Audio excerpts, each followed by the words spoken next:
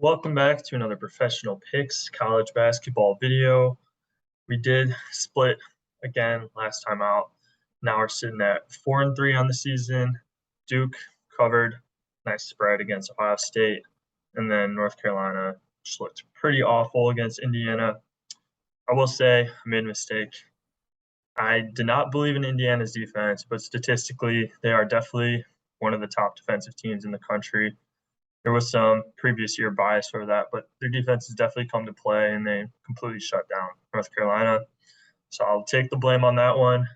But we're still 4-3. We're still in the positive. I got a couple games here once again for you guys that we're previewing for this upcoming Saturday, and that'll be December 10th. So let's jump right into it. Our first matchup, we got Alabama going to Houston. This is a true road game. Top 10 matchup. Going to be a great one this upcoming Saturday.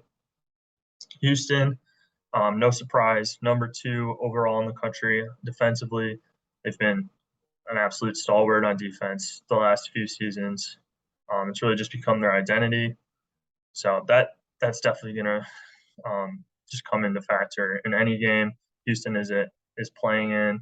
I've never seen a more scrappy, gritty, just hard-nosed, but high IQ basketball team as well. In the last couple of years in college, they remind me a lot of Virginia a few years back. I know Virginia is having a pretty good season, but I just really like how this Houston team plays, and the stats are definitely backing it up.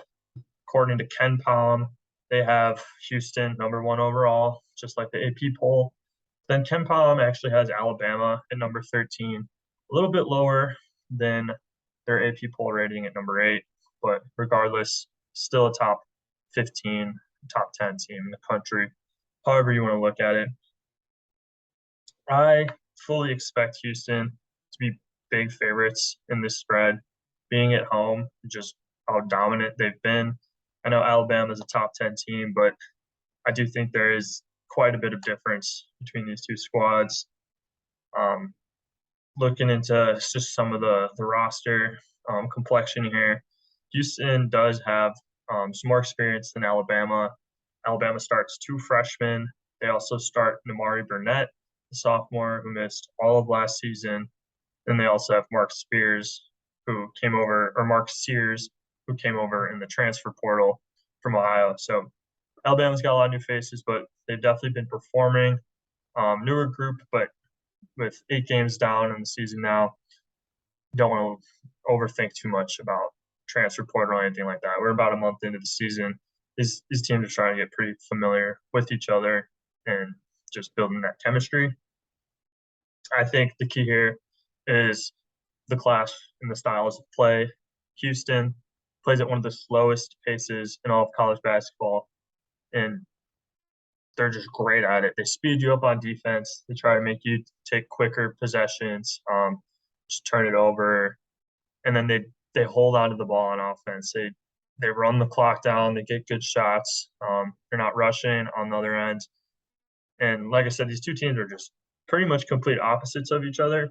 Houston, that gritty, hard-nosed, high IQ team, whereas Alabama is, over the last couple seasons now, is turned into a completely finesse squad.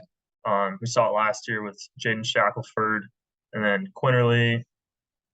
They just shoot a ton of threes, Alabama does.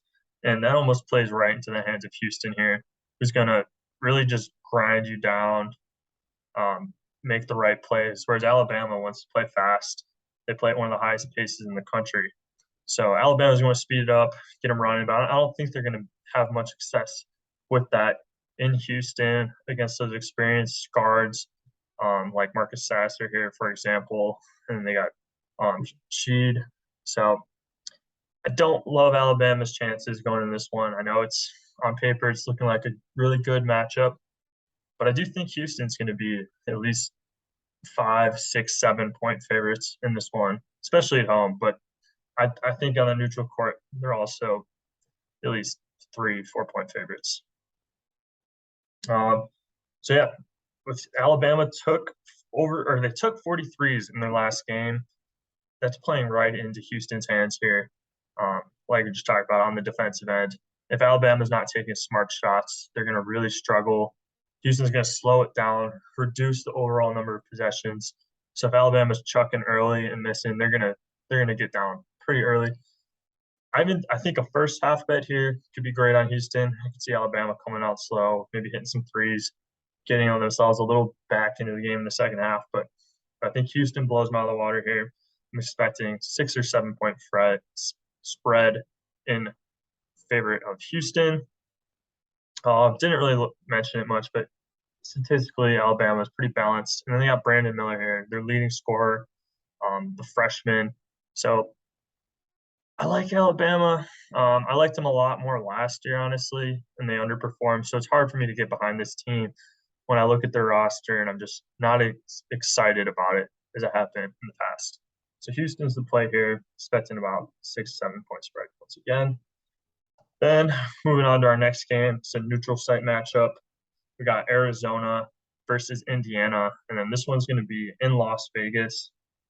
Ken Palm has Indiana at number 10, and then he has Arizona at number 18, actually. So kind of flip the ratings here for this Indiana Arizona matchup. But Arizona has the number 2 overall offense in the entire country. They've just been an absolute force this year. Got their 2 big posts that we'll get into a little bit more, but the transfer Courtney Ramey from Texas, didn't exactly love him there, but now that he's not having to force the offense, he's a real solid shooter. A little bit undersized, but high IQ, solid player, and he's not having to force all those threes up like he did last year with Marcus Carr in the backcourt, or the last couple seasons. Courtney Ramey's been pretty solid for this Arizona squad. Kirk Risa, real X factor. Could have put him in here as a key player, but he reminds me a lot of Caleb Love. You don't know what you're going to get from him. He could go off for 20 points, hit like 9 threes, also throw in 11 assists. Same time, you go 0 for 11 from 3, it's like 7 turnovers. So it's an absolute X factor from Kirk Risa. A little bit similar to that North Carolina matchup we previewed last week. But I think there's some other factors in this one that are really going to sway the outcome of this game. So like we mentioned, Arizona, number 2 offense in the entire country. And then I fact checked myself. Indiana, number 11 defense right now in the country. I'm sure they moved up after that North Carolina game. But, I mean, they're playing defensively right now. I think some of it has to do with just their great depth, keeping guys fresh, keeping the rotation moving. And they have some okay size, but they don't necessarily match up great size-wise here with Indiana. Looking at our X factors mentioned here, we have Azuolas Tubelis, and we have Trace Jackson Davis. Both great players. Trace Jackson Davis, preseason favorite to win Big Ten Player of the Year. Azuolas Tubelis right there as well in the Pac-12. But these 2 players average almost exactly identical box or stat lines. Tubelis averages about 2 more points per game at 20 over Trace Jackson Davis, whereas TJD averages like another half a board and shoots a couple percent more efficient from the field. So I think these 2 kind of wash out. And so then let's look into some of these other matchups here.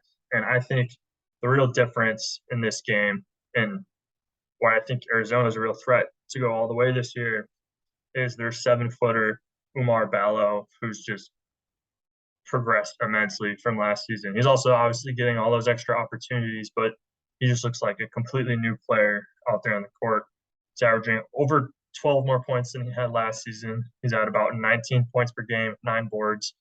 Throw that up with Tubelis averaging 20 points, about 8 boards. You're getting almost 40 points and 20 boards a game from your front court. That's unmatched in college basketball. It's the best front court right now. Tubelis and Oumar Ballo. Tubelis at 6'11", Oumar Ballo at 7 foot. Definitely give them the height advantage here over Indiana. They're 2 tallest players, TJD and Malik Renault, the freshman, both 6'9". So not going to get those easy buckets down low. Indiana definitely needs to shoot the ball well from the perimeter. And after seeing that game the other day against Rutgers, I think that really just proves the thought in the back of my mind that this Indiana team isn't as elite or isn't as good as some people might think. Um, so like I said, I just think the Arizona roster much more balanced than UNC. UNC doesn't have a true bench. They have Puff Johnson, who's just a very mediocre player. You got Arizona here, some good guards who can shoot the ball from three. You got two great posts, um, and no injuries. So really liking Arizona's matchup here. They average more rebounds per game. I think it's going to be a struggle for Indiana to get it going in this one. Yes, they could rely on their 11th ranked overall defense, but Arizona, number 2 overall offense, big height advantage in the paint. They're going to get their points. This is also a neutral site matchup. I wouldn't be too surprised if we see Arizona as a favorite in this one. And I think Arizona up to about a 3-point favorite, maybe even 3.5. I'll hammer Arizona in this one in Las Vegas on that neutral court. Better offense, and just give me the size advantage. I know Indiana's got some good guards. I do in forwards. I think Indiana might have the guard advantage, but like I mentioned with Kirk Risa, didn't pay off for us on that Caleb Love UNC tail. But Kirk Risa could get going from deep. I like to roll the dice on a player like that when you know you're going to get that solid, steady production from your front court. Let's play here, Arizona up to -3. I do expect them to be the favorites in this one on the neutral site court. Then we'll just wrap up with our promotion. We have our deal with Prize Picks here. They'll match your first deposit up to $100 using our promo code PROPICS, the daily fantasy app, so you can use it in betting illegal states. And they have tons of promos, so check it out if you haven't already. But with that, we'll wrap up the video. So just a quick recap. I really like Houston to beat Alabama. Houston's at home. They're going to be the favorites. It's probably going to be a decent line, but I think Houston blows them out of the water. I think Houston wins this one by about 10 points. And so barring a massive spread, which I don't think to be possible against the number 8 overall team in the country, but I love Houston in that one. And then our Indiana Arizona game, I think that one's gonna be a lot closer at the neutral site in Vegas. And I do see Arizona being about 3-point favorites. Could be more, but if you get Arizona 3.5, I'd say absolutely hammer it. Let me know what you guys thinking in the comments, just about my analysis in general. Any other games you guys would like to hear for this upcoming weekend. But as always, I wish you guys good luck and thank you for watching.